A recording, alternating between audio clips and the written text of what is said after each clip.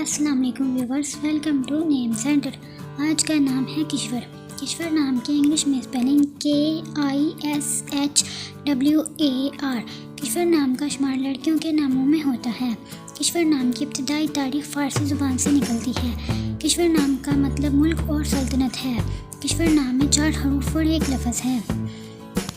किश्वर नाम के अफराद के लिए खुशकिस्मत नंबर 3 माना जाता है, जबकि बेहतरीन दिनों में इतवार और मंगल शामिल है। किश्वर नाम का बुर्जुज़ा और सितारे का नाम अतारद है। किश्वर नाम के अफराद के लिए बेहतरीन रंगों में सुर्ख, जंगनमा और हल्का सब्ज़ शामिल है, जबकि बेहतरीन फूलों में कमल का फूल है। किश्वर नाम के अफराद के लिए बेहतरीन पत्थरों में पखराज शामिल है। खुशकिस्मती वाली धातु में हिस्सों के हिसाब से तांबा शामिल है। अपने नाम का मतलब जानने के लिए कमेंट बॉक्स में कमेंट करें, वीडियो को लाइक करें, शेयर करें और चैनल को सब्सक्राइब करना ना भूलें। तो फिर मिलते हैं किसी और वीडियो में, तब तक के लिए अल्लाह हाफिज़।